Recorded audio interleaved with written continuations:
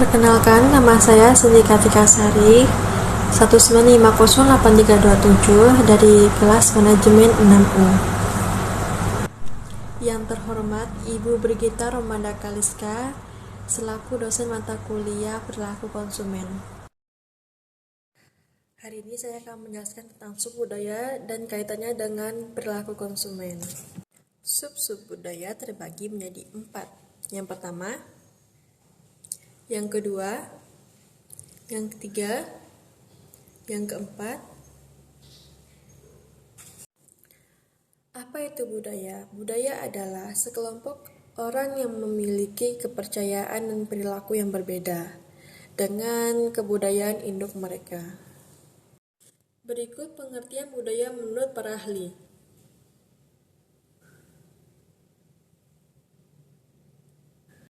Dalam sudut pandang perilaku konsumen, ada 2 tahap tentang budaya. Yang pertama, budaya suatu masyarakat yang berkembang dan berubah. Yang kedua, untuk produk-produk yang menjangkau multinasional. Dapat kita simpulkan bahwa perbedaan setiap negara harus kita ketahui agar dapat berkomunikasi dalam pemasaran produk sesuai dengan budaya setempat. Apa saja subbudaya? Subbudaya terdiri dari bangsa, agama, ras, umur, dan jenis kelamin. Perilaku konsumen internasional. Negara yang saya ambil sebagai contoh adalah Amerika dan Korea. Mengapa saya ambil Amerika? Karena Amerika sangat berkesinambungan antara Indonesia, negara Indonesia. Karena kalau di Amerika, mereka pasti bertanya, apa sih hari ini makanan yang populer di warung ini atau di warteg ini. Kalau di Amerika ya, beda dengan di Indonesia. Kalau di Indonesia, kita memesan makanan sesuai dengan menu yang tersedia di warung makan tersebut. Contoh negara yang kedua adalah Korea. Mengapa saya mengambil contoh negara Korea? Karena kebanyakan orang Korea itu orang-orangnya tuh yang royal. Mengapa royal? Misalnya ada teman kita yang lulus ujian pengemudi. Ini contohnya di Korea. Kalau di Korea itu, kalau kita lulus ujian pengemudi, pasti teman-teman ini berinisiatif untuk mengasih hadiah, mentraktir, dan lain-lain. Berbeda dengan di Indonesia. Mengapa? Karena kalau di Indonesia kan kalau sudah lulus ujian pengemudi, ya udah berarti kita dapat SIM. Tidak ada kayak budaya di Korea tadi. Subbudaya yang berkaitan dengan agama, ras, usia, dan jenis kelamin. Yang pertama, agama.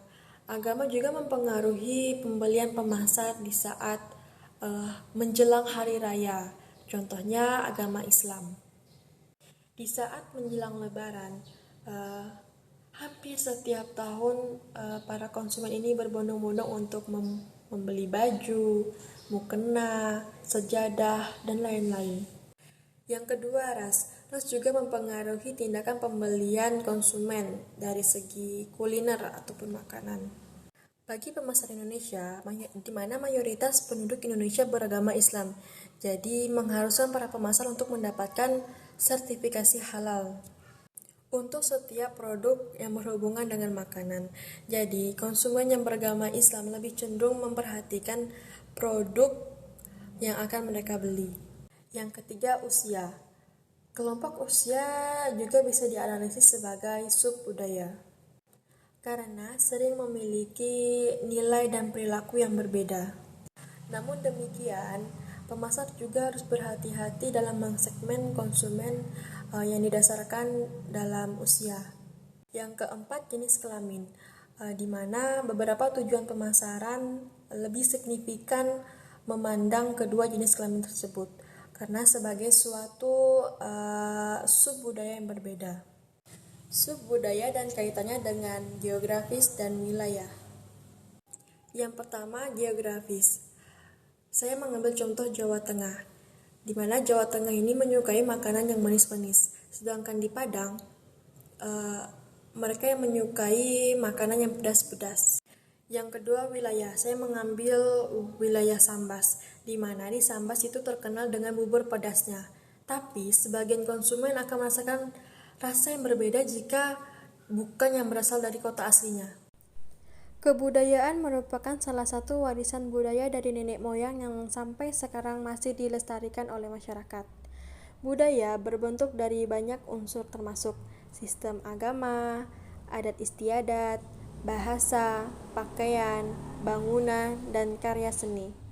Bahasa sebagaimana juga budaya merupakan bagian yang tidak dapat terpisahkan dari diri manusia. Cukup sampai di sini penjelasan dari saya. Semoga video ini bermanfaat bagi yang menonton.